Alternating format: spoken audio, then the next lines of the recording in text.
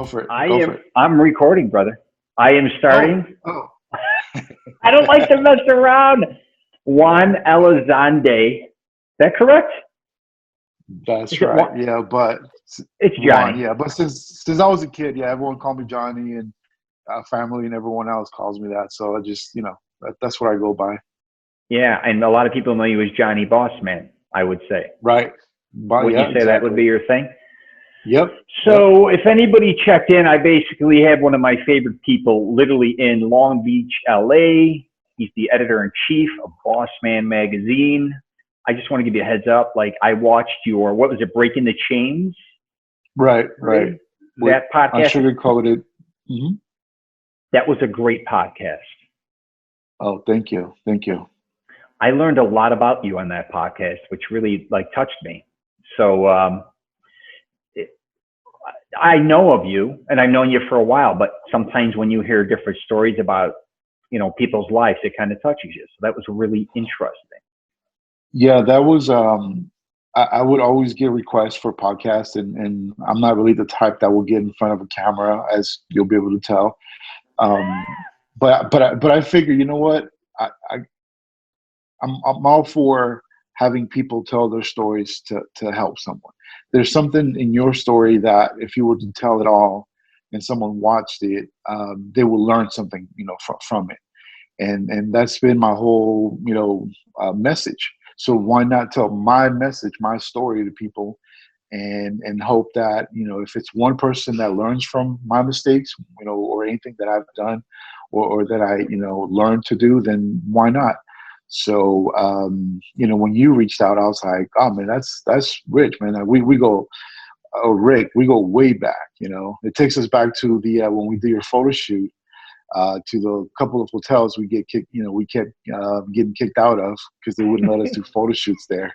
So Yeah, I was like, Long all Beach. right, back to the drawing board. Let's get on the car. Let's go to the next hotel. And sure enough, office was like, nope, we're not having it. No release forms, none of that. So get the hell out. So Yeah, I love making films like that as well, guerrilla style, yeah, animal style, whatever the yeah, hell you want to call it. yeah, yeah. So I'm here. I'm here to talk about anything you want to talk about, anything you want to know. I'm happy that you got to listen to it. You got to know, myself, a little bit of my story. I can tell it all over again here. Whatever it is, whichever direction you want us to go to, we could take it there. Yeah, and I like my podcast kind of be like the last time I saw you at Portillo's in Bona Park, me and you just sitting down and eating a lunch or a dinner, right? Those are Right. the type of conversations I'm looking for people on my podcast. It's not like always a Q&A, but it's kind of it's two friends just talking kind of about what's going on sometimes. Right. Right. And Right. you're the perfect type of person to do this with me, I think. One of the reasons is I'm going to get into about the calmness when talking to you. I don't know where you got that from, but you're so different than anybody else that I know truly in LA, Long Beach, Southern Cal, even Northern Cal. You have just a very welcoming presence about you. And I'm going to ask you about that in a little bit. But what I do want to talk about, I'm going to kind of give you an outline here so you have some type of idea what direction I want to go into. What I found interesting is yesterday on that podcast, talking about you as a young man coming out of Mexico and going to Long Beach, because I have a lot of family members from Italy that were much older than me. They left Chicago and they went to Long Beach as well, some of them. And I just did a podcast with my cousin Christian Pasquale, who was an actor and a boxer. Then he became a well-known musician. And he's a writer as well and filmmaker. And he just recently wrote a book because he loves Long Beach so much. What the heck's it called here? I'm trying to think of it. I got to think about that one here. It's like Love Lost Long Beach, I think is what it was called. Okay. But I also want to get into things regarding you kind of studying to be a photographer. Obviously, you meeting Yvonne Coleman, a friend of both of ours. And that's how I met you, through her. Right. You now becoming the editor-in-chief of Boss Man magazine, which was affiliated with Designer Original magazine, which was what I was originally involved with. Right. and then go into Bitcoin. Now, I don't even know if you want to talk about that, but you were one of the first people I was talking to that got involved with that. And I don't think a lot of people, at least the people that watch my videos, don't even know a lot about it. They don't know Right. how to, I don't even think they know how to process it. Truthfully, most people I know. And I'd like to Right. ask you some questions regarding that, because you were so honest regarding those things when we were talking about them. So, but Sounds. let's first go back to your presence. How did you become, I guess you could say, so calm? Is it your faith? What is it about you how people gravitate towards you? Because let's face it, you have a whole different perspective on life, especially living in Los Angeles, dealing with professional athletes, designers, could be models, it could be actors, all these type of people. Mhm. Give me an idea I, on that. I think when it's actually the first time anyone's asked that.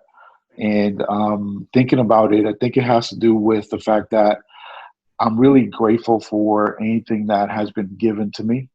Um, I I understand and I know that where I come from, none of this would have been possible. Like I could be in a very, very different situation in Mexico, right?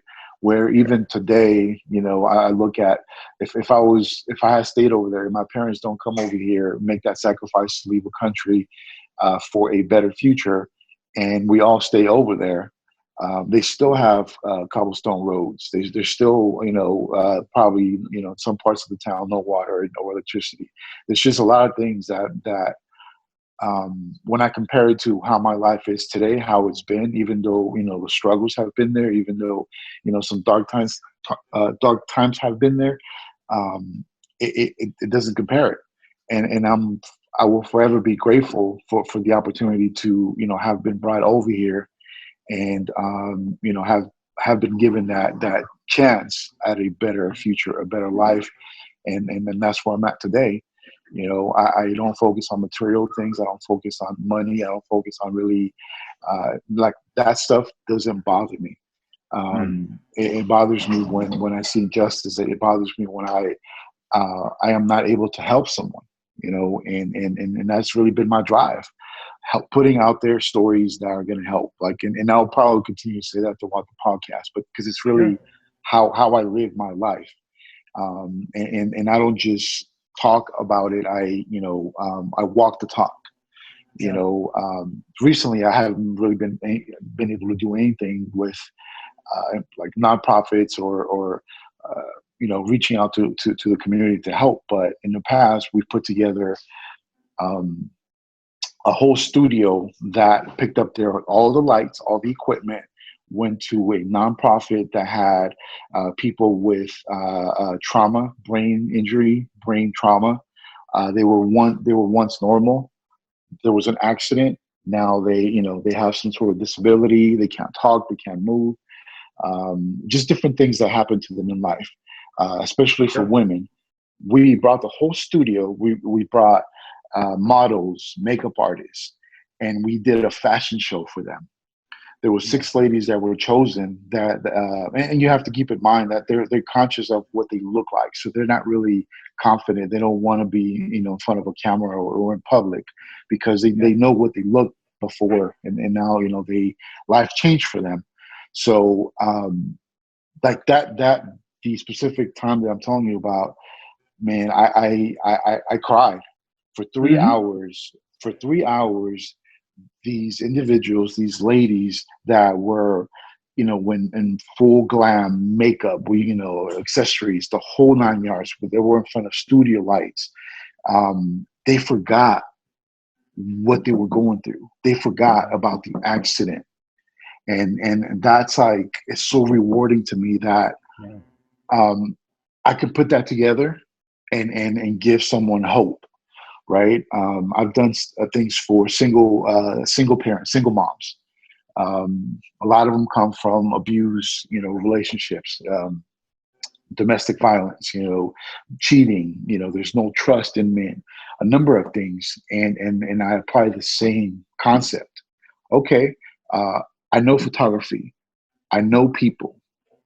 Let me get these resources and offer them to you, even if it's an hour, 2 or 3, so that you can forget, or maybe have a different, thinking about yourself for that period of time.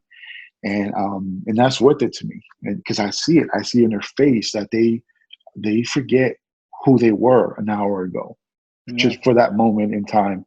And it does encourage them to do better.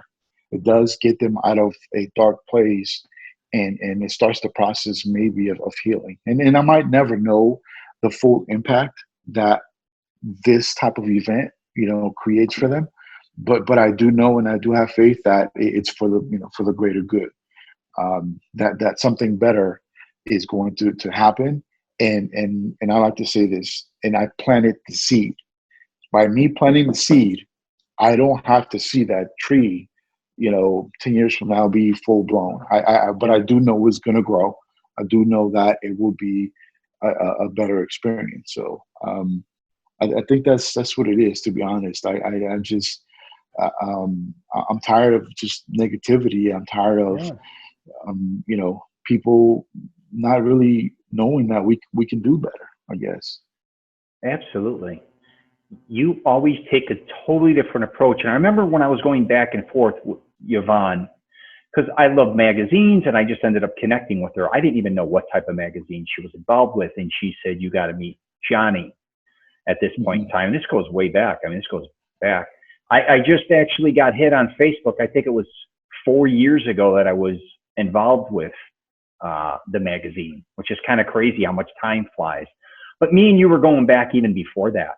And she's like, Yeah. I love helping people. I consider myself to a certain degree like a karma networker, and I wanted to help Yvonne. But then when me and you connected, I was really like, you were just so mature about so many different things. You were open-minded, and we go back and forth regarding many different things. And even when I would tell you about my books, you were interested in them. You always took an interest, but it was a genuine interest. As you know, a lot of times we're always networking or marketing or whatever, but it's kind of got that phony aspect to it. You'll be like, oh yeah, cool, dude, I'll share you, you share mine, all that. You guys were nothing like that. Both of the magazines was just something I thought that was always in a really positive direction, right? Regardless what your stories were about, who you wanted in the magazines, uh, just the whole environment just seems so different than a lot of, because I've been in other magazines. Truthfully, I've had some write-ups in some major magazines throughout my film and Hmm. my books. But when it came to you guys, it was just a genuine relationship that I still have now to this day. And with the exception of Hmm. maybe Tim Rise, who owns Movie Maker magazine, who I love him very much, you guys are the only ones I ended up still in a relationship with as far as communicating with. Did you, Yeah. you and Yvonne, did you just mean, how did that even work out with you two? How did it just prosper? Um, so Yvonne, my relationship, or how it goes back to Yvonne, she's actually I was married to her daughter. So she's Okay. my ex mother-in-law, I guess you can say. Okay. Um, the Yeah. thing about Yvonne and I is that we always had, wasn't always a good relationship. I think the first year, when I started dating her daughter, it was kind of like she was, guarded, and um, I guess was trying to, get a feeling for who I was as a person. But eventually, as things opened up, she saw that I was legit. As far as a guy goes, wanting to be with a daughter, dating her. Eventually, we got married and stuff, and Mm-hmm. unfortunately, it didn't work out, and we got divorced. But Right. um, our connection remained strong, and we are very similar in the frequency that we're on, or that we're in, when it comes to wanting to help people. Her story is amazing as Yeah. far as what she's gone through. Um, and it doesn't compare to mine, but I think that we relate to the struggle, the act of or the things that we went through that make us who we are today, and wanting to give back. and she is so uh, just about people. I mean, Yeah, she will she give is. you her last dollar She is. if it meant to that you would benefit and that she would help you, and you will be in a better place because of that.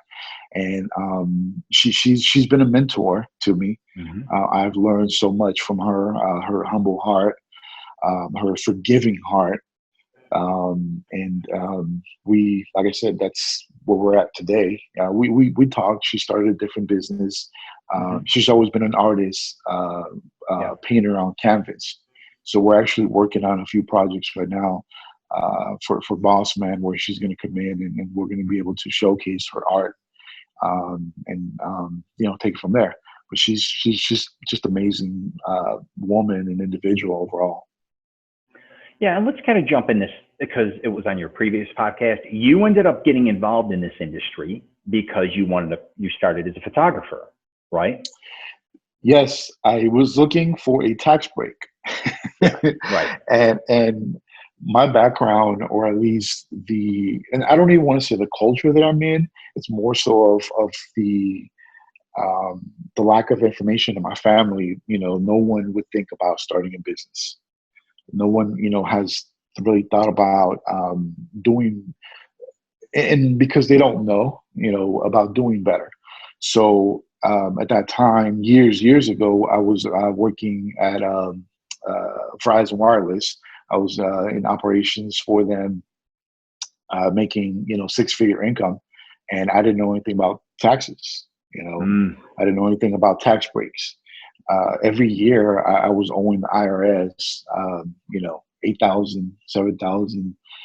Just didn't really know how to process that, how to really use the tax loopholes and everything that's out there, that everyone's using. So I had my mentor at that time told me about starting a business. So I did that. I was a fan of photography. I wasn't really a photographer, and when Yvonne heard about that, she found out that I had started a photography business. She thought that that was what I was trying to do. sure. She reached out, and I was like, Yvonne, I'm not a photographer. She's like, but you have the eye for it. You can do it. Sure. One thing led to another. I started doing research. I started studying on YouTube University, as I call it. Hmm. And I got my YouTube bachelor degree. Yeah. And it took off from there. I fell in love with photography. I think that is such a cool thing to really. It's another form of art, to know lighting, to know how to use the angles, the camera, post production. When it comes to Photoshop, you can do amazing things with it now to really enhance any type of image. So Yeah. that's kind of how it started. Then I got more involved with the company Designer Original when I met you. Um, the whole plan that Yvonne had for me was to take over. So she was grooming me to do that without me knowing. So by the time she was ready to retire, she was like, "All right, I think you're ready. I'm gonna let this go. Um, you need to take over." And instantly fear kicked in. I was like, "What do you mean I gotta take over? I don't I don't know anything about a magazine." Well, you've been doing the work, so you do know. And just not having any confidence in myself at that time.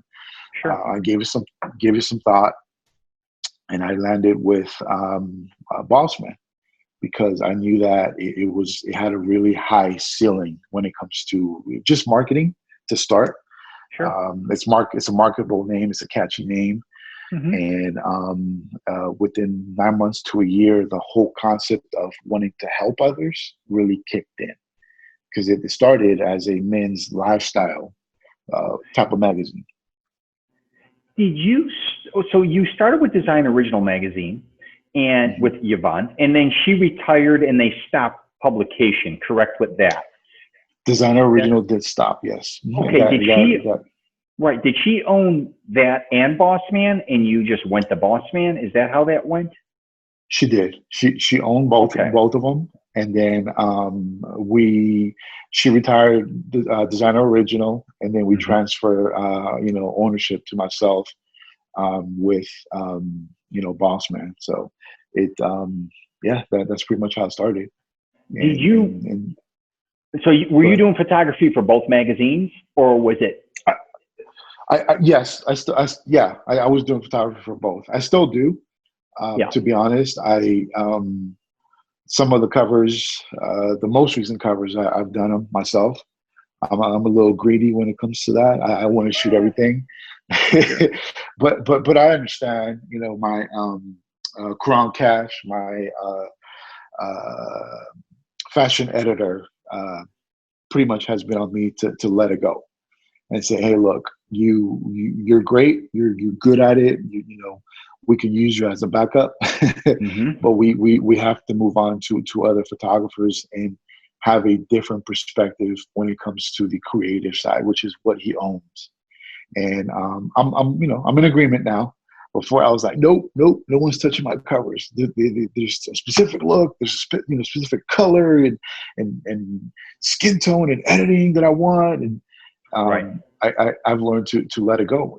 I have bigger fish to fry, Yeah. right? Yeah. Right. But the operations got to continue, and it does take away from that because I can easily spend 45 minutes to an hour on one picture trying to edit the Hmm. image to my liking. So as you could imagine, hundreds and hundreds of pictures. It's not possible for me, and I have to let it go. And we do have other photographers that are willing to take on that role. Did you quit your other job for this? Or are you still doing both? I have, yeah. It Okay. was the magazine strictly, or specifically just doing that type of job or the job itself. Right. Now, I find it like very risky to go into that industry, especially magazines, as you know, right now. I Hmm. grew up loving magazines because I basically was born in the 60s. And I think anybody who was basically born maybe previous 90s grew up with magazines. I look at my daughters who were born in the 90s. They may like magazines, but it's not a part of their culture like it was for, the older generation, even middle-aged generation. You're even younger. Because I grew up in a time where, truthfully, first it was in the early 70s, it was like car magazines were very popular. And I remember seeing muscle magazines in the mid 70s that I loved. And then boxing magazines, because it was Friday Night Fights. My family loved boxing. So it was like The Ring, KO magazine. And truthfully, then it kind of, we grew up young boys going and trying to get Playboys, literally penthouses, because that was just then. And as time also evolved, we loved Sports Illustrated, right? Magazines Right. like that. Yeah. And Right. we would collect magazines, we would trade them. And even as time went on, I say this about Movie Maker magazine, that was like my film school when that came out. A lot of things, I think it was like our own internet magazines at one time. That's where we got a lot of information besides books. And truthfully, I love magazines because there's photos involved with articles. And Mhm. me, I think loving magazines was how I got a lot of exposure in a lot of major publications because I love film. I was an independent filmmaker. They knew I genuinely loved their magazines because I read them for so many years. But now I'm seeing as time goes on, I'm in so many airports, as you know, I'm kind of a DuPont Registry Rob Report guy. That would be the magazine I'd buy now. But as time goes on, I'm looking at even Barnes and Nobles because I've been hanging out there for like the last 20 years. That's even where I wrote my book. I go there with my daughters to do homework.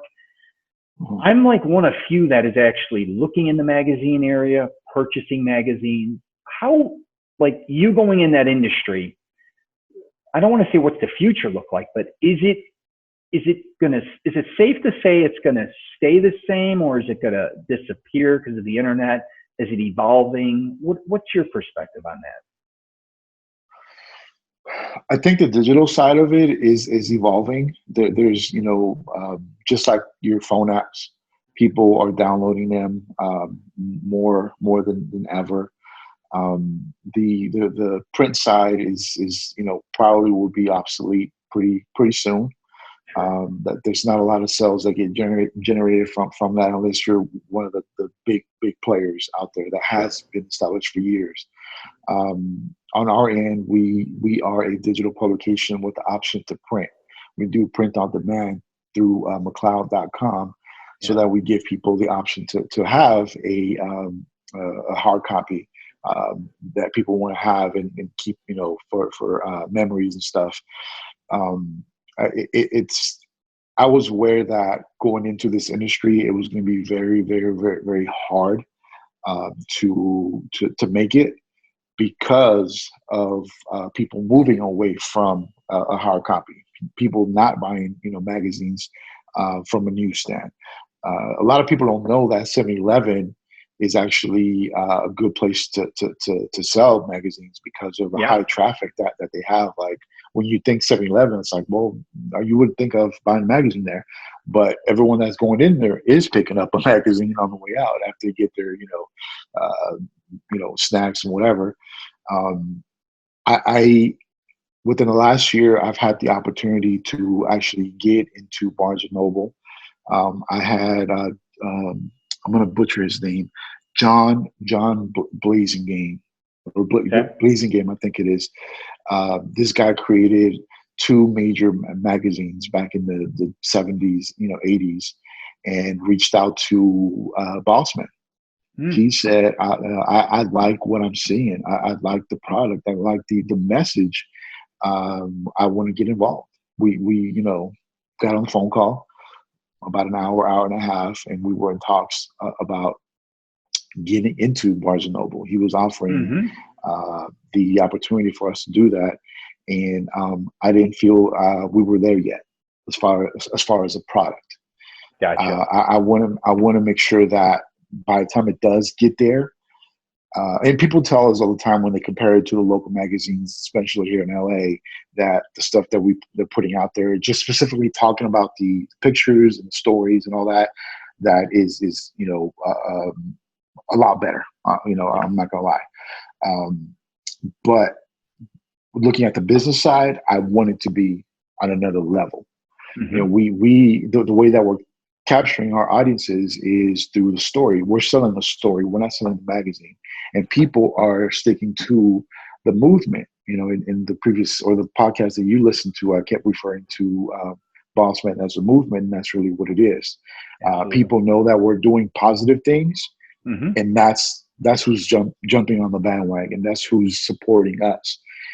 So in terms of like when I think about the business, is a movement. They're supporting that positive energy.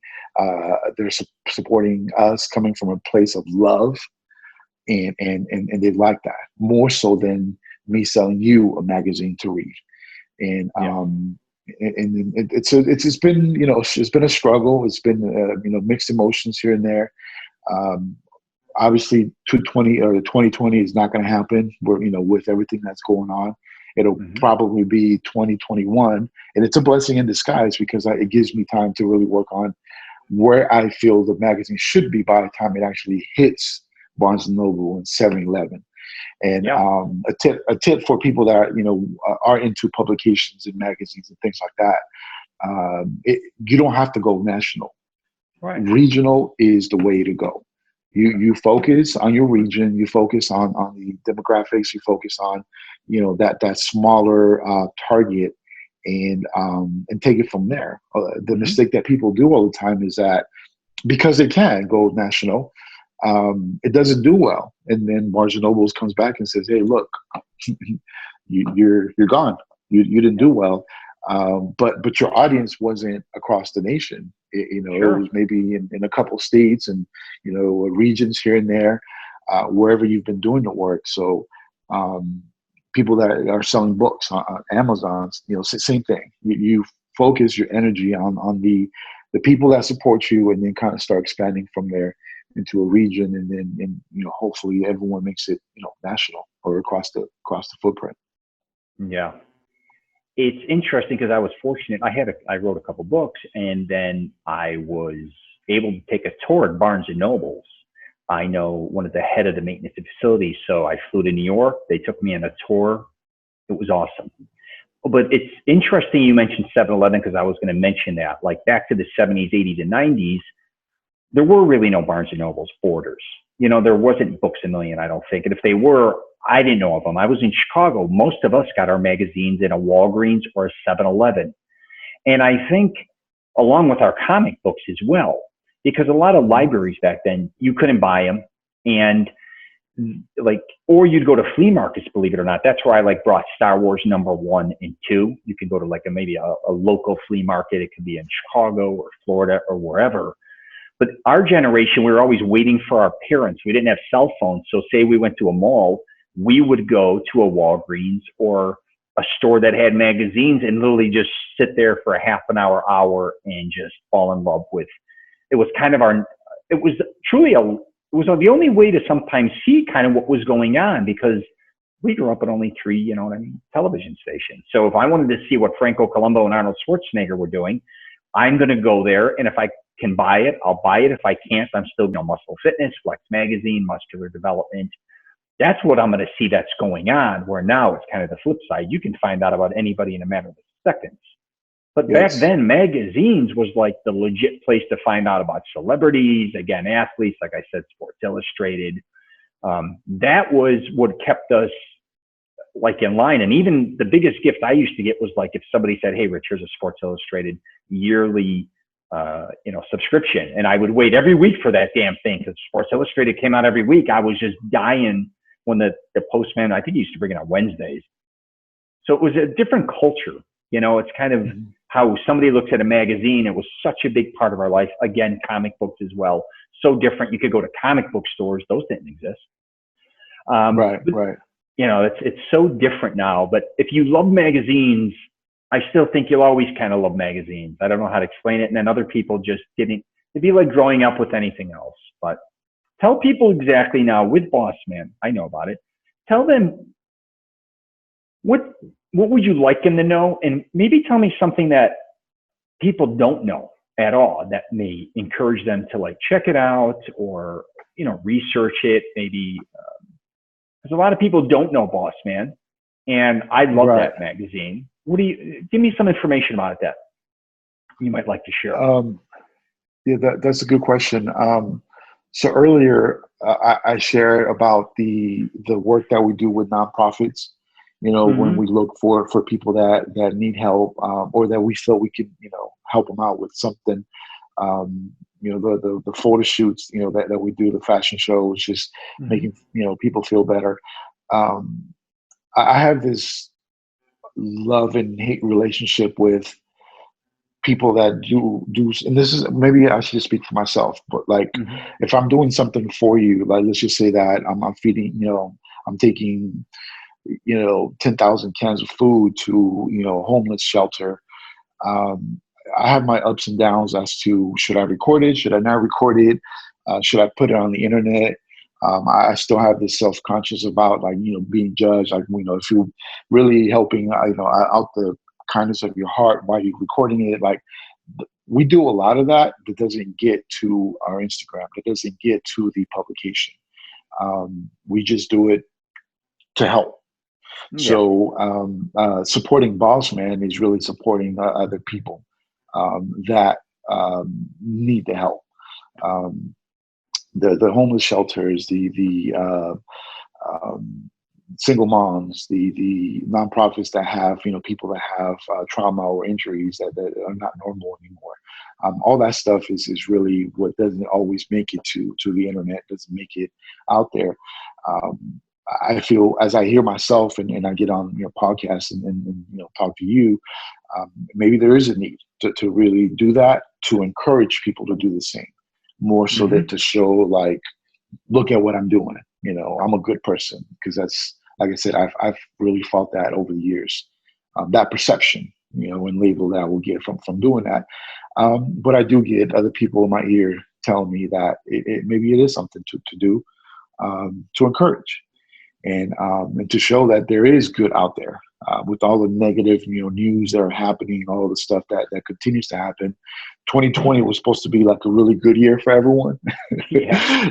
like December 2019, it was like, man, 2020 is the year. 2020, I'm gonna go big and this and that. And the Australian, fires, earthquakes, stupid, COVID-19 and bunch of stuff, man. It's been unbelievable. One thing after another. Now the US economy just, getting ready to crash if something doesn't get, resolved or fixed or whatever it is that they have to do, in Congress. Sure. It's trending, bad. And people find it refreshing to see, good, to see other people do good. So that might be a change for us going forward. About Boss Man, like I mentioned, digital publication, print on demand, and it really focuses on a story that has substance, a story that where someone found themselves struggling, in a dark place. Mm-hmm. They found a way out, and you got past it. And at the end of the day, something I'm big on is mental health. A lot of us don't know how to get out of a situation because of how we process things, how we've been taught, how we've been conditioned to think. Absolutely. Or The programming. Or Even though we were sometimes, programmed as kids. Yeah. or sometimes no programming. We Yeah. grew up, Absolutely. we grew up numb to, anything and everything around us. Our parents didn't take the time because they didn't know. They didn't know about emotional intelligence. They didn't know about, how to process your emotions. They didn't know about, disappointment and what to do with it. And mainly they didn't know about healing from past trauma. And it doesn't have to be anything bad or something drastic that was like, any type of sexual abuse. I'm talking about really just disappointment in life, and that adds up over time. Sure. And it'll manifest in your relationships and your friendships. And that I'm big on that. I once I started dealing with that on my own and getting therapy and then just getting help, it is such an amazing feeling to be at peace. And maybe it's part of the answer you were looking for earlier, like why do you come across like that? And I feel at peace. I feel at peace with myself. I feel that I've forgiven myself for the mistakes that I've made, in relationships and just things that were not good. I've asked for forgiveness. I believe in God. I've asked, God for forgiveness, and I really truly feel at peace. And I feel that any karma that came my way, I've already paid for it. So I'm at zero balance with my karma. I do not owe anything. And I want it to be that way. Right. So I make sure that I stay positive and I don't do any stupid, can I curse, any stupid shit, to people because I want to be vindictive or because just for the heck of it. So, Yeah, and back to, I was fortunate enough that Yvonne put me on the cover of Design Original Magazine, and I remember her talking about maybe Boss Man would be more for you, but I wrote a book about modeling and a book called Wingman, not to sit here and pitch it, but, I was going back and forth, and I ended up going with Designer, but then I was so fortunate to be able to be in a couple issues with Boss Man regarding my books coming out. And what I loved, even like we would be discussing, you were so open-minded to say, let's try something different with you, Rich. Let's do maybe a Q&A for models, or let's try this. And we tried it, and then it didn't work, right? And, we didn't keep it going. And I was like, that's great because that's an honest approach, but at least you experimented, right? Because I think a lot of magazines, as you know, they fall into a certain kind of redundancy, I guess is the word. And especially with advertising, like if you look at GQ, I don't care if it's GQ, Italy, Britain, here, or if you look at, I can name a million magazines, the advertising almost takes over the content. Or that's all I'm doing is I got to go through 4 pages of different, I don't care if it's a men or a women's magazine or whatever. It's so oversaturated with marketing and advertising that I think I don't think it was like that years ago, where the content was very important. I'm not saying that the content is weaker, but Jesus, if you open a book or a magazine for the most part and it's 200 pages, I can assure you probably 130, 150 are advertising. I mean, even to get to your first story, you go through 13 pages. You weren't like that in your magazine. That's what I loved about it, right? And the people that you also were involved with that were advertising, they were kind of local, and I really think were somebody that I was more interested in knowing about than just the same old shit over and over again if it's, a national brand. Did you do that on purpose, or did you, could you not get high-end advertisers? Were you just looking for locals? How did you kind of approach that?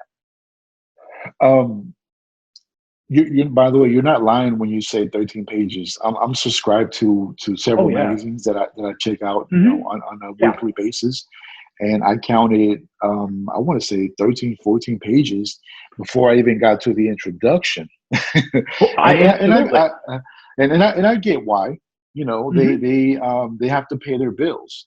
Sure. That's really what it comes down to.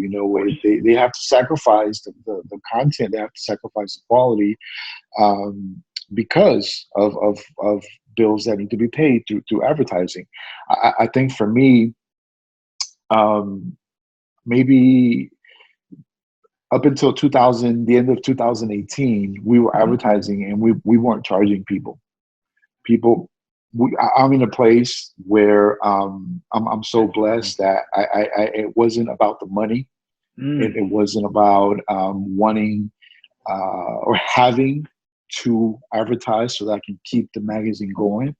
Yes. So 2019 was really our first year where we opened up to actually charging. I'm not gonna lie, I'll be completely honest with you, and it was different because for so many years it was about giving.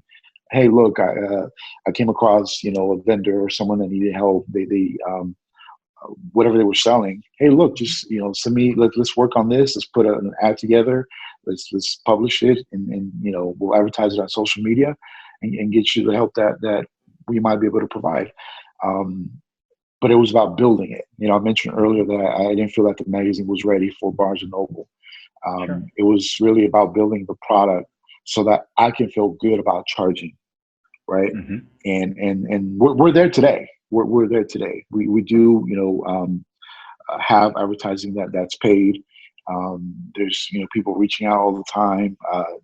It doesn't have to be on print, social media. A lot of magazines, a lot of businesses charge to advertise, like on their story, to post things. All that's coming in, and we still, even then, we keep it low because we can afford it. We're in a place to do that, and hopefully, the way I look at it, all that is going to be returned once we take it to the next level. When it hits the Barnes and Nobles, when it hits the 7-Elevens, all the places that where I know it's going to do good, and within the regions that we're in. We do obviously LA, Dallas. We've done Detroit, Miami. We started to do good and kind of just fell off for a bit. What's the other place? I mentioned Dallas, LA, Vegas. We have a lot of people out there that support us, that just promote us just because we're not even paying them. So it's been interesting, just even get to the point where I felt that it was a good enough publication to charge. Where before that, I just wanted to help people, and I'll be honest, I felt bad charging someone, but I had to learn, that the team's growing, people are coming on board, and of course the bills have to be paid now. So of course, that's how that came about. How do you find who you want to feature in these magazines, like in Boss Man? Because you deal with celebrities, and that can go for, like I described earlier, you have literally rappers in there, regular musicians, you have designers, stylists, authors, filmmakers. What's interesting with you is I realize the people that you have in the magazine, I'm not going to say they're completely eccentric, but they're very stylized or over stylized maybe at times, or very unique. Do you, like me, I ended up reaching out to Yvonne, and then we struck up a relationship, friendship. And then as time went on, she kind of, I think, kind of dug whatever I was doing. But as far as other people, do you reach out to them in LA? Or are they reaching out to you? Are you finding them at fashion shows? How do you decide who should be featured in their personally? To answer the first part of the question, um, to say it in a humble way, we don't reach out to people anymore. Mm, People come to us. okay. The process to select someone, it's really which story is going to be more impactful according to what is going on today. What are some of the trends out there that this story can relate to, people out there, where it's going to get their attention, just because of who they are, and then more so keep their attention with us once they hear the story Mm-hmm. of who they are. So a couple years ago, the process was phone calls, email, Twitter DMs, Instagram DMs. Um, a lot of them went on unanswered. No one would reach back out. Finding PR groups on Facebook. By the way, anyone that's really trying to get into any type of industry, Mm-hmm. Facebook groups are really, really valuable. There's so many things out there. If you want to learn about, man, painting cars, like there's so many groups out there that are very supportive.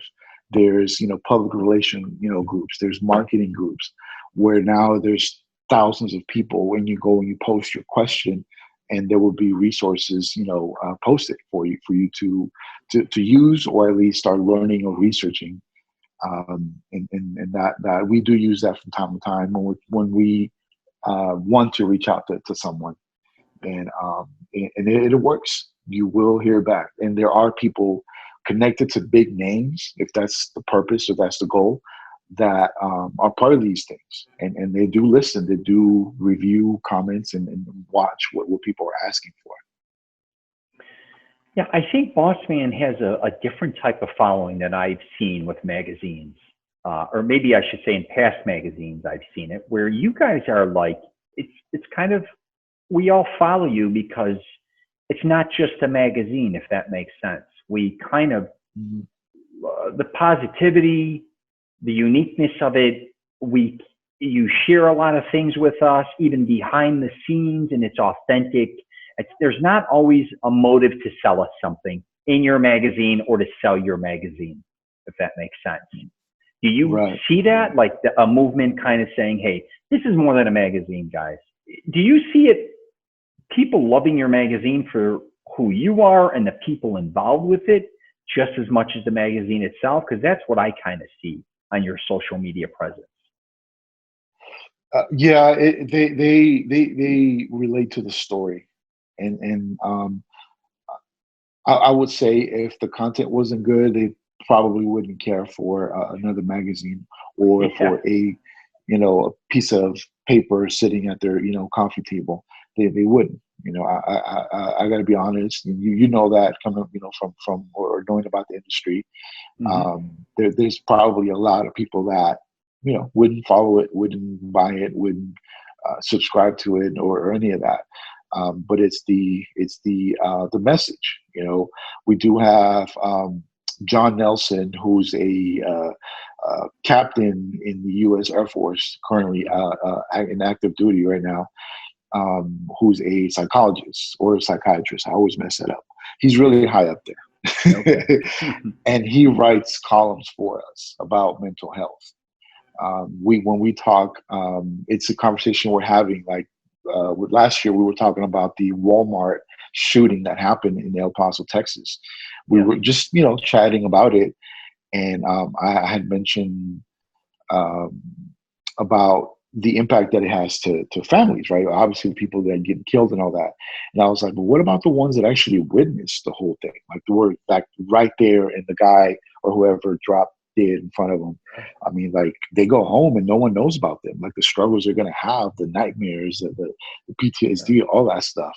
So he went on to write a column about that. He's written several columns about um, uh, daily or things that are happening in the world, and then he adds the his expertise, the mental health aspect to it, on how to cope with different things. I have other writers. We have Taylor King, Terrell Smith, people that put together these articles, and we try to stay relevant to what's happening, but bring in their expertise and add their sprinkle of creativity to the content. So that's what people follow more than just the magazine for looking at fashion or looking at fashion trends and stuff. Yeah, it's definitely a unique magazine. I think when you even look at the covers, it's kind of very explosive. It's very unique. At least I think so. Yeah, like you were doing the covers. I loved all those covers originally. So let's jump into Bitcoin. I don't want to exhaust you on Boss Fan. I think we got enough of that. Because I know you were passionate about Bitcoin for a while. I don't know if you still are, but you were one of the originals that I used to see talking about that. You want to kind of give people an idea, even starting from ground zero, how Bitcoin works, how you can exchange it, what's the value of it, and all those type of things. Anything that you can bring to the table, I think, would be really informative. Right. Let me say this. I could not wait to get to this topic. I know you were. I kept saying, this is the topic he's ready to talk about. I'm still as passionate as I was when I first talked to you about it years ago. I'm excited because we are starting to see, and we're going to see, excuse me, this thing is falling off. We're going to see a major shift in wealth in the upcoming years. And I'm not talking 10 years. I'm talking 2-3 years from now, maybe sooner. So is that because of Corona, Johnny? Or do you think it was just heading that way anyways? Well, we're going to need another podcast just to speak on theory, on not theories, but conspiracies, because yes, I feel that Corona has expedited, has really rushed the roadmap to get to digital assets. So people that don't know, and you'd be surprised, there's a lot of people that don't know about Bitcoin. They've heard the term, and other people labeled it as a scam, or something that's not good for you, something where you're going to lose your money. And it can be true, unless you know what you're doing, unless you've done the research, unless you know how to manage your money when it's sitting on a digital asset. Today, I'm more excited about Ripple than Bitcoin. Ripple is getting ready to change the world. If you Google this whole year, there's been different people that have proposed to the government for digital wallets, for digital assets. And what Ripple does, for example, you have a bank in Italy, you have a bank in the US today. You want to send money to your family member, do a wire transfer.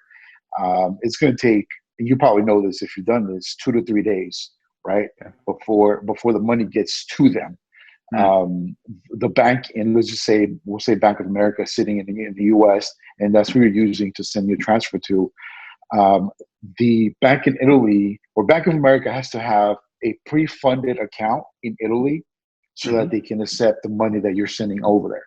So from a bank level, it's holding a lot of money in these all over the world. They have money sitting in places all over the world just in case it has to be used for a transfer back and forth. Ripple, being a digital asset, is a vehicle to transfer that same dollar amount that you're sending to Italy in 3 seconds. If you Google it, you'll see a lot of articles about close to 100 banks worldwide today are involved in Ripple in their software in the system that they have.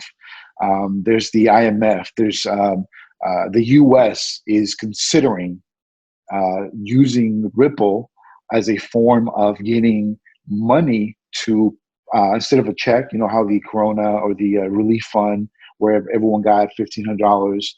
Some of them didn't get it, but it was a direct deposit. It took days. You're saying the There's a check, lot of okay, your $1,200 yes, yeah, like the stimulus ones that check? didn't have the stimulus check. Thank you. Mhm. People that didn't have a bank account, Mhm. they had to wait for a check, a paper check, right? Sure, they're still waiting, a lot of people.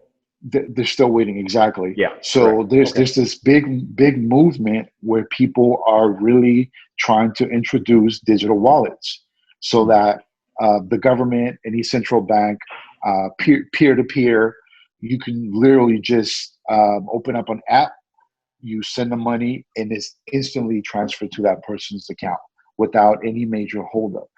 Even PayPal today, PayPal, Venmo offer, there's still a delay in between, and the charges, the fees, I should say, are really, really high to send money to people. I think it's like 1%, 3%. It just depends on the company. Ripple, the technology that is going to change the world, the fees are, very, very low. We're talking pennies on any type of major.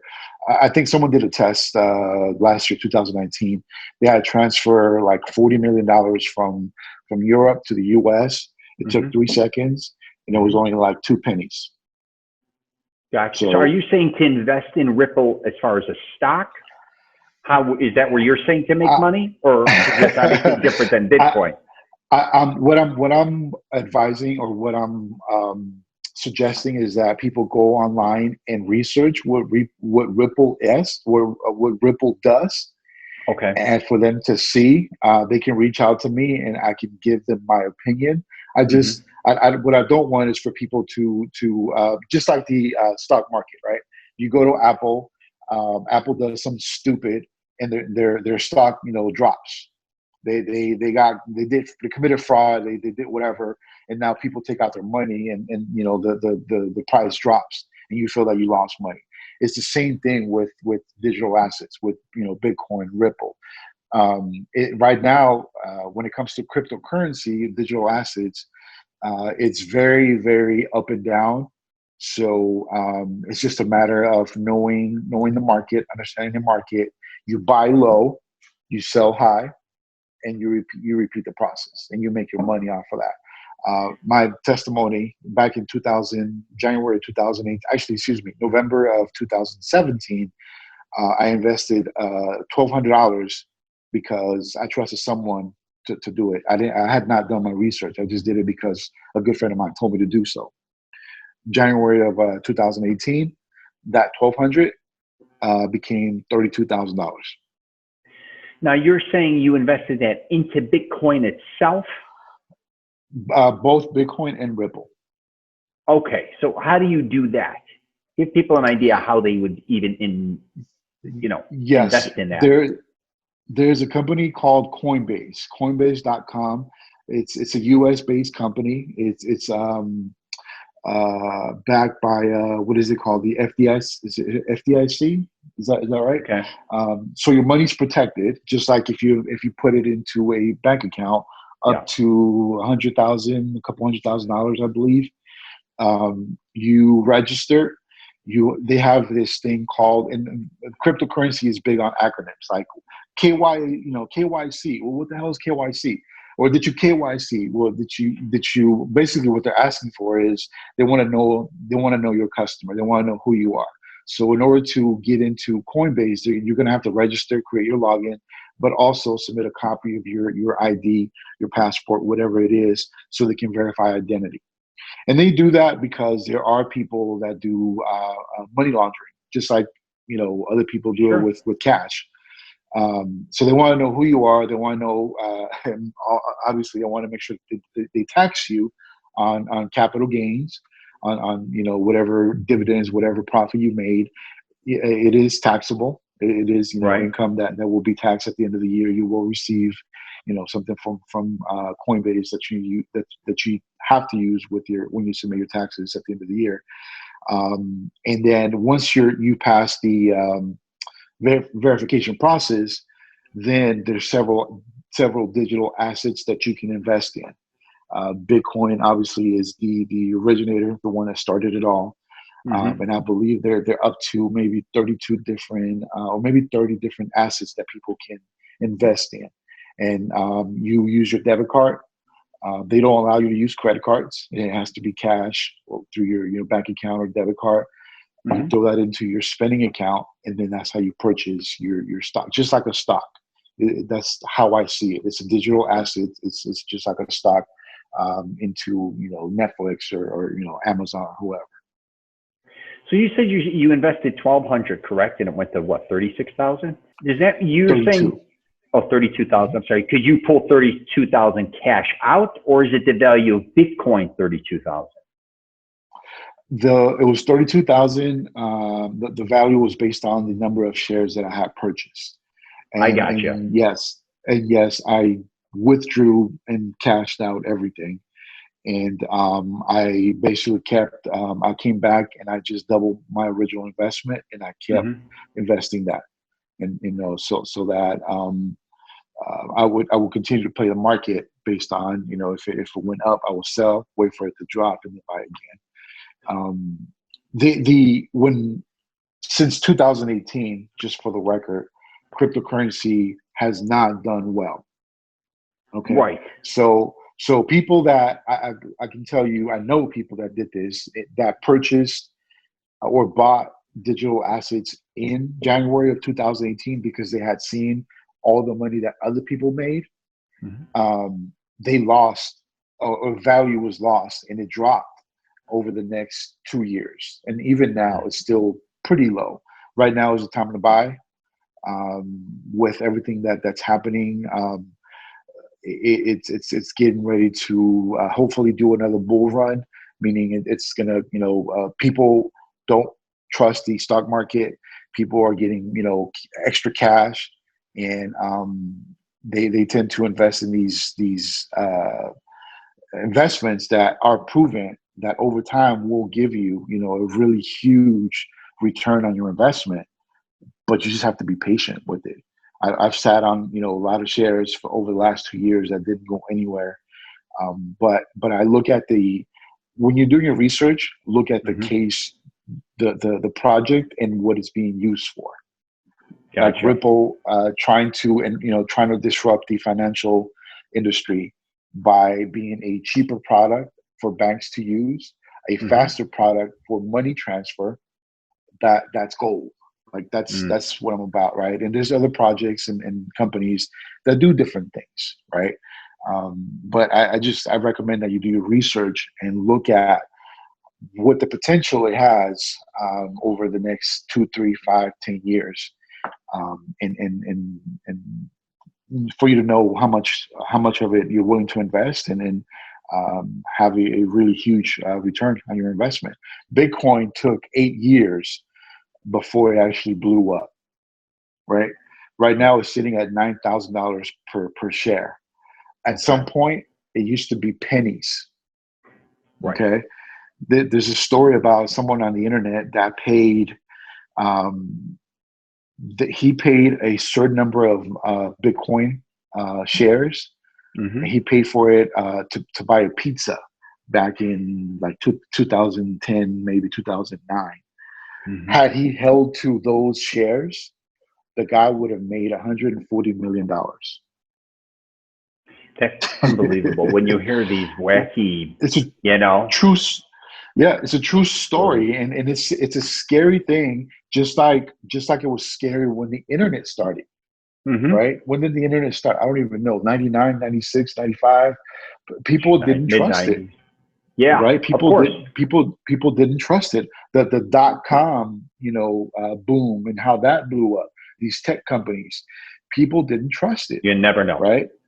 But the people that some of it just threw money at it blindly became rich, filthy rich. Google, for any of these. Yep. Google, or Twitter, or whoever, Facebook. Yeah, there is some risk involved. There is, some um, fear that Sure. you're gonna, just like any company, any of these digital assets can go under, Hmm. right? The product didn't work, something stupid happened, and they get dropped, they go bankrupt, and you do lose your money. Just like if Apple went out of business and you Yeah. had, $10,000 invested, your money's just it's out the window. So it's a risk, but it's something that I'm willing to take based on the Hmm. technology, based on the solution that they're offering, and the problem that they're trying to fix. I think those are key things to say. Invest on those companies that are willing to offer a solution that is faster, that is better than today. And to wrap up, one Yeah. more thing, just to give another example, Yeah. the creator of YouTube, I can't remember his name, started another company. He left YouTube, and now he's on a digital asset, or cryptocurrency, starting the same thing, but on the blockchain platform. Gotcha. So you got to follow the people that have been successful, Yeah. that are moving on to what the future can be, and Sure. and be just willing to risk, put in an educated risk, and then hopefully it pays, it'll pay off. Absolutely. I mean, let's face it, people are only going to invest in what they feel comfortable with for the most part, right? People are interested in real estate, they'll go real estate, stock market, stock market. If they like crypto, they'll go that way. If they like technology, it's quite interesting how we all, though, have to start thinking of the future on the way things are kind of being ran or what it's really going to look like, especially after, say, coronavirus. What truly is the future? What is the value of anything after a pandemic, right? Like a lot of Right. times we think we have a certain amount of money and it's valued at a certain point, but the reality is it may not be worth that much. Or on the flip side, it may be worth a lot more, same money, but possessions are worth a lot less. Uh, Right. Right. you really don't know after these because we've seen what happened after 9/11, hypothetically, or what happened after the 2008 crash. Like what's going to happen next? I don't think any of us know.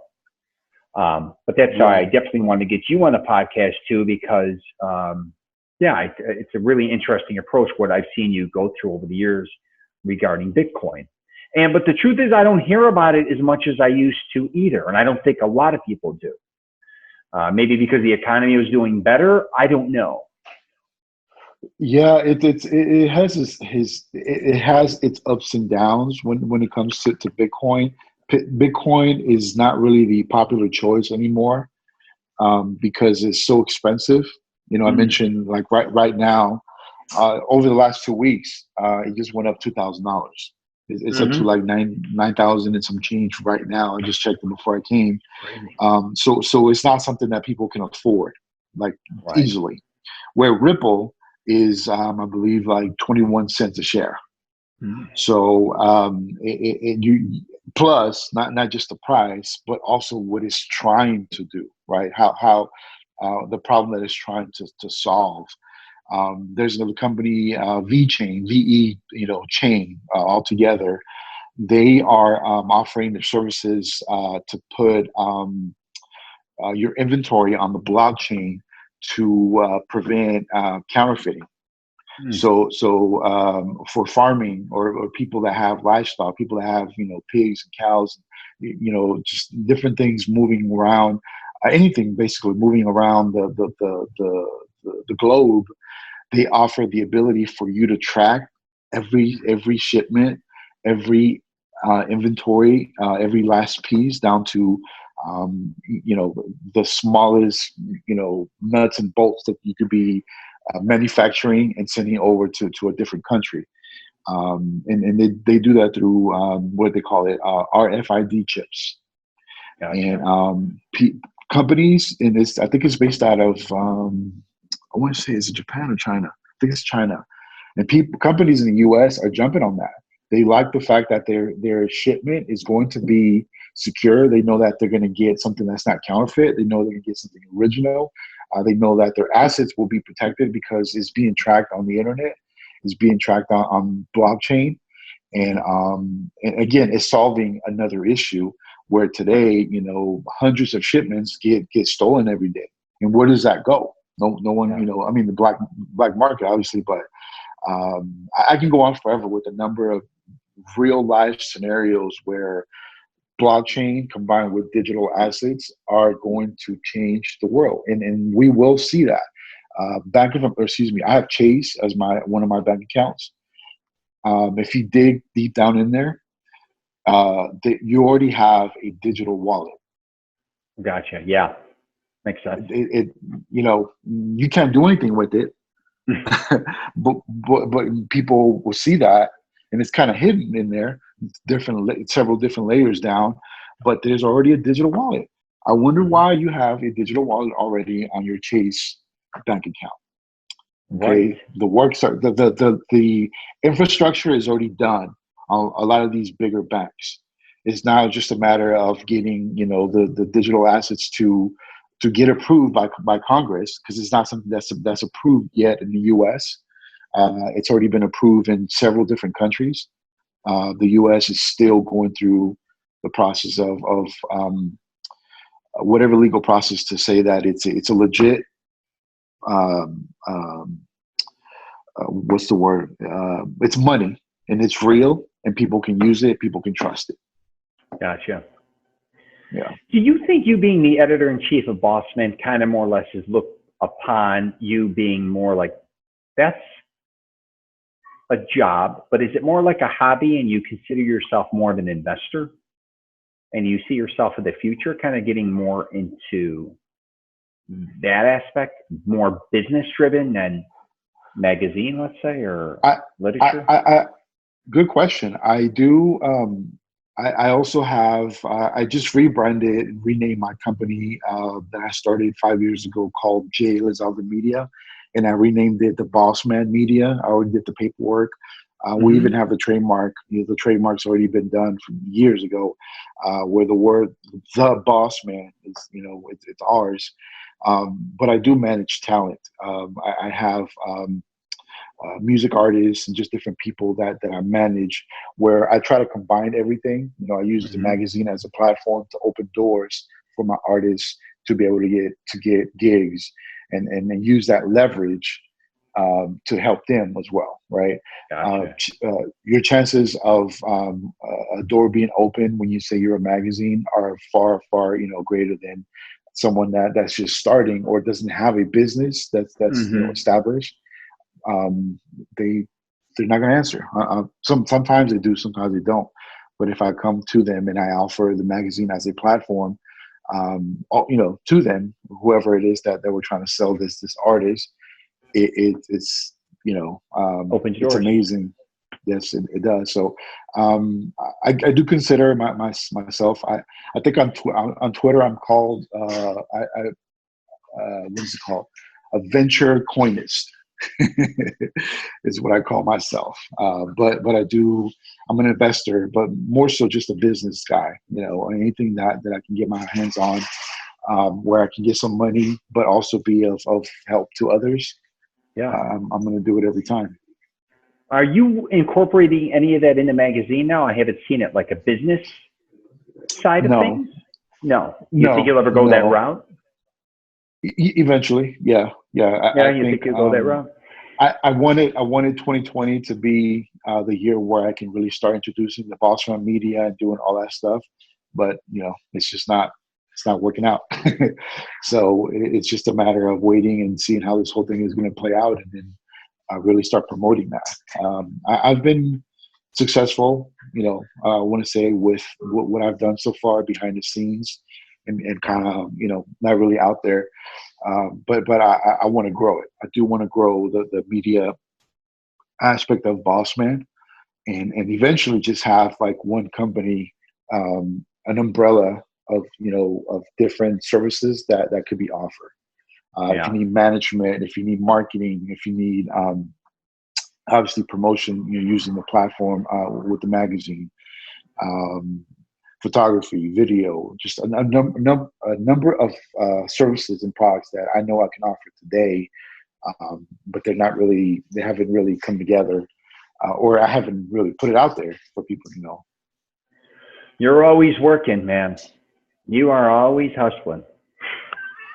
You know, Right? once that switch was flipped, you can't stop it. You can't stop it. I think Yeah. that is just it really motivates you every day to get up and then know that you can create your own destiny, right? And Oh, and if you hustle, it's and you have your heart in the right place, it's gonna it's gonna do well and it's gonna pay off. I can't. I think I've gone now that we've been quarantined. I've gone maybe 2 days without doing anything, touching my mm, laptop, phone, or whatever, and I felt like helpless. I was like, there's something like I'm missing something, or like someone's out there, asking for help, or whatever it is that I can do virtually, and I can't stop it. I can't go a day where it's just like I'm just gonna chill. I can't even finish a movie because I yeah, would rather work. I would rather work than how I feel now is waste my time on a movie. I know that it's not really wasting time because we do need to turn off our brains and unplug sure. and really, Yeah, I get it. decompress. But sometimes I've done that where I'm like, this is stupid. We just turn it off and get back to work. So Yeah, not and the you're a healthiest thing. creator. You know, we love to create content too. Let's call it for what it is, right? And we love Yeah, socializing. We love helping others. It takes a yeah. lot of damn time to do it, and we love doing it. And you being a Mexican, not to just say this is a joke. I mean, we Mexicans are hard workers, right? I mean, you, we have these funny things that we say about different cultures. right, And I'm right, going to tell you right. something. When I lived in Carlsbad, California, my cousin owned a painting company, yeah, a painting maintenance facility company. I was helping him, and then I ended up going to Newark, New Jersey, with a group of like 6 Mexicans that we Uh-huh, worked with for like a month in New York, and uh-huh. I got to hang. We all stayed in a hotel together, and I ended up having to be a driver. I was a go-to. We had to say do 30 stores. I don't want to name the brand. We had 6 Mexicans that we were with. They were even cooking in the hotel rooms. We were lifting up beds. We loved MMA, wrestling. It was one of the funnest times I've ever had at work in my life.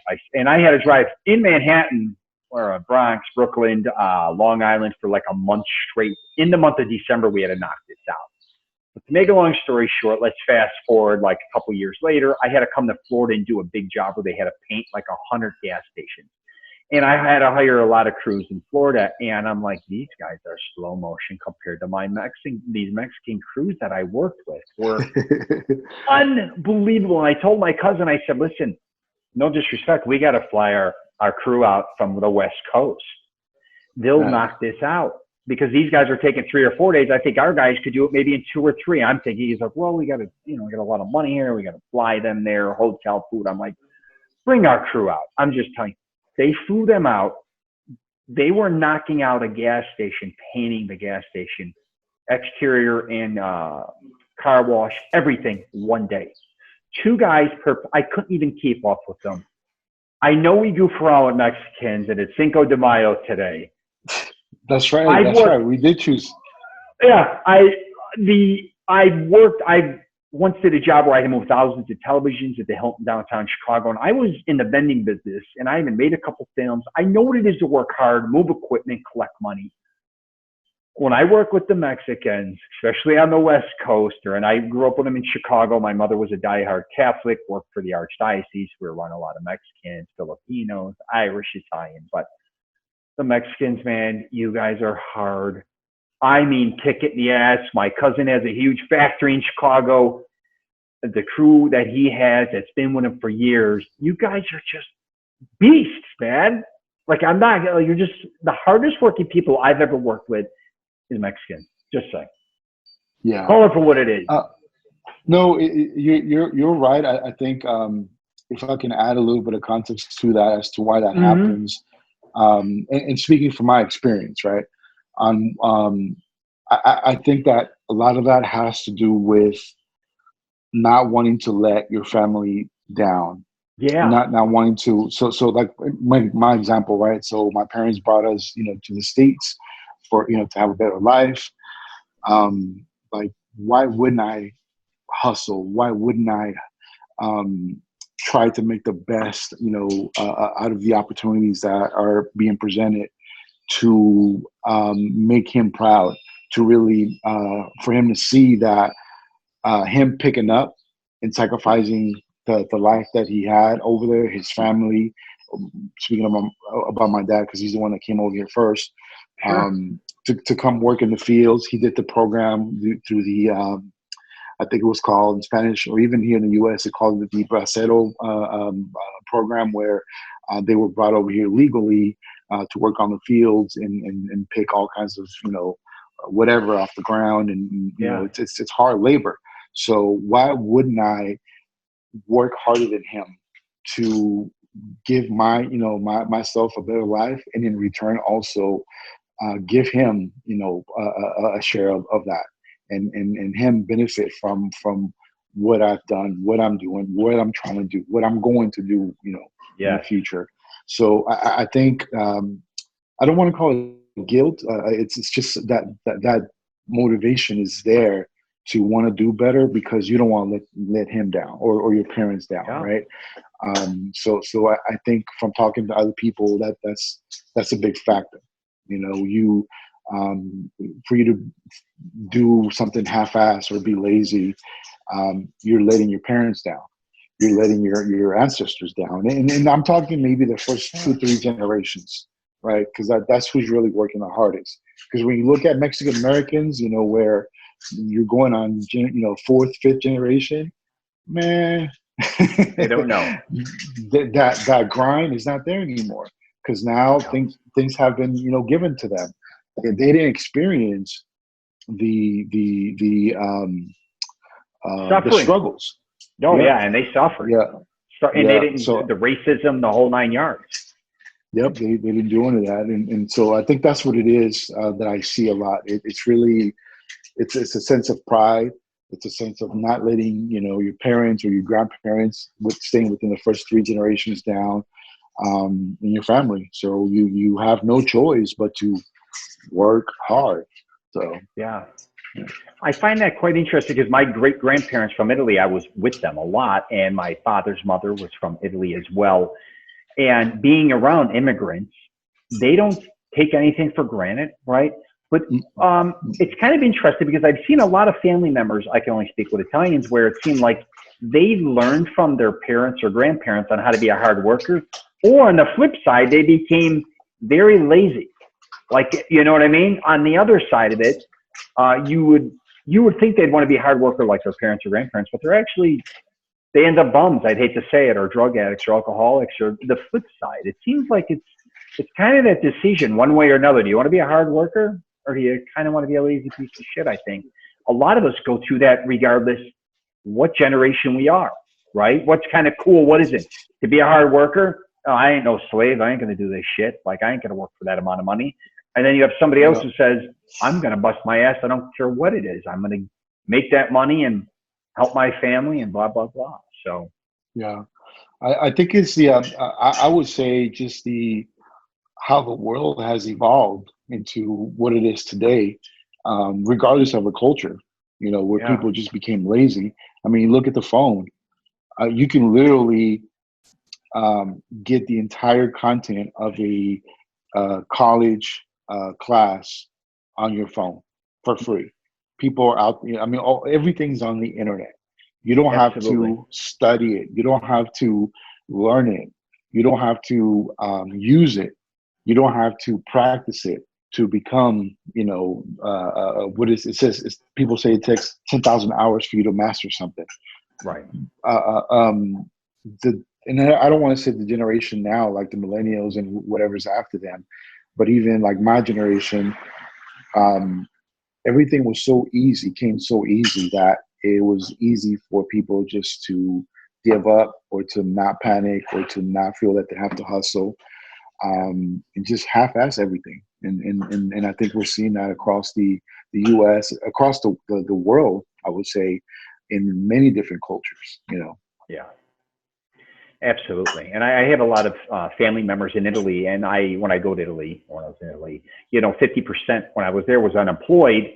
And I can tell a lot of my cousins or, other relatives, aunts, and, some of them didn't even have the opportunities when you look at it to do other things besides, say, hospitality. I'm just using that for an example. But a lot of them wish they can do so much more. It was like, and they think I'm in the entertainment business, but they wanted to be musicians, or they want to be actors, or they want to do whatever they wanted to do.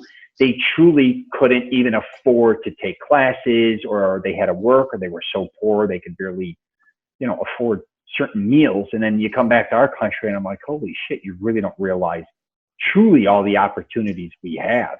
I mean, we can, if we really want to, regardless what it is, you can have 2-3 jobs.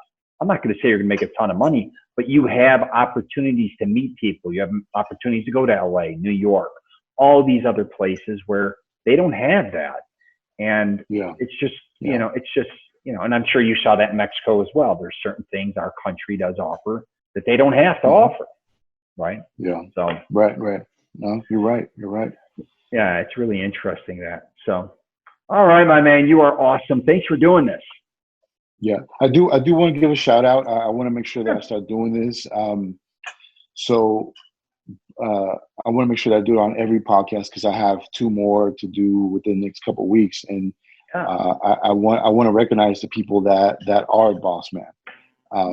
Taylor King, our journalist, George Clark, our marketing manager, Karan Cash, fashion editor, Jose Soltero, or 27 Films, who's our director of video or film, Mark Van Netty, who's kind of hybrid. He does things here and there for Boss Man. Alex Cabana, who's our media editor, and he's the one that does a lot of our covers as far as graphics and just different things. That's and whoever's watching it, I apologize if I didn't, everyone else that's kind of indirectly tied to us, but those are like the main players and people that I want to make sure everyone knows who they are and what they do, because they deserve all the credit in the world. Oh yeah, that's awesome, Johnny. If any of them ever want to do a podcast, let me know. If they ever want to do one, because I love doing podcasts with people that I know. I think because I have a chemistry with them, and I know about them. But I also recently have been doing podcasts with people that I have no idea who they are, and it's been working out really well because I'm not only are other people interested in knowing who they are, because a lot of people that I know may already know who you are, say for instance, but someone new. And I love finding out unique things about different people that I never knew about and their stories. I do this because I'm interested in the person and what they're doing. My agenda isn't just doing things for, how would I say this, to get publicity or exposure. I want to help the people that I've known throughout the years, that I've really loved working with or been a part of, I guess you could say, throughout the years, if it's social media or personally. So yeah, we can make that happen. And last but not least, shout out to Rich Celenza. This guy is amazing. Like, I really, truly, I respect, and I'm honored and humbled to even know you. Like, every time that you're in LA, bro, you're like, oh, I'm in LA, or I see that you're on Facebook, I'm reaching out. I learned so much from you just being around you, and that's the type of people, the type of individuals that I want to be around, because you're positive, you're well versed in a number of things, in life, business. You've done so much, so far, and you're continuing to expand and do other things, and I respect that, and have none but great things to say about you, and I can't wait until we have lunch again in LA, or if I'm one day out there in Florida to have a meeting out there again. So yeah, for sure. If if you ever need anything, I'm always here for you. I don't give a shit what it is, that, and I can't wait to see you as well. I always had a blast. I'm learning from you constantly, and I've seen you grow, because you're still a young man. I mean, legit, I saw it. There's a big difference from the first time I met you, kind of, well, even us emailing and talking on the phone, compared to where you are now. You can just see growth and how you have evolved, changed, taking on a whole different responsibility, your family life, everything. So, all right, brother. So that's Boss Man Magazine. You want to tell them what the website? I could tell them or whatever you want to. Yeah, if you wanted, Instagram is probably the easiest. The Boss Man Magazine, double N. So Boss Man with a double N. My personal Instagram or the Boss Man Media one is the Boss Man Media, still double N, and you can find a lot of stuff there. That's probably not on the magazine platform. And the Twitter is Boss Man Mag, MAG. Their usernames are not that long, so we have to cut it short. And then on Facebook is just type in the Boss Man Magazine or the Boss Man Media, and both of them should come up. Oh, that's awesome. All right, brother, I'm going to wrap it up. Thank you again. Have a stink. I almost called it Stinko de Mayo because me and my buddies always go for Stinko de Mayo. Oh, we always go around with playing on the words. But have a great day, you Mexican in California. I mean, where else? I can't go anywhere. I can't go anywhere. I know. I'm downtown at my buddy's condo. He's got this penthouse high-rise. So I said, you know what? I'm to come down here and have some drinks. And this is Orlando, downtown. Actually, that's facing the airport that way. So it's pretty cool. He's got an office down here, too. And I said, I'm coming down here for Cinco de Mayo. I said, let me just shoot it at his place up there. I thought the lighting isn't the best, but I said, let me give a good view here. Yeah. So. No, it looks good. It looks good. It looks great. I'm jealous. I'm a little, envious right now. All right, brother. Thank you again. And let's do another one, even if you want to do one with another guy, and we could do a different subject matter in the future, whenever you're comfortable. And what I'm gonna do is I'm gonna get some of our former talent. I got plenty, that can definitely be on your platform, and they, politics, wherever it is. So we'll talk offline, and we'll get some of them on board. Oh, yeah, perfect. All right. And share whatever you want on my page. You know that, right? And let me know, too, if you got something big coming out or whatever. I'll share it wherever I can and whenever. So we'll do. All right. I'll talk to you later, my man. Thank you. All right. Appreciate you.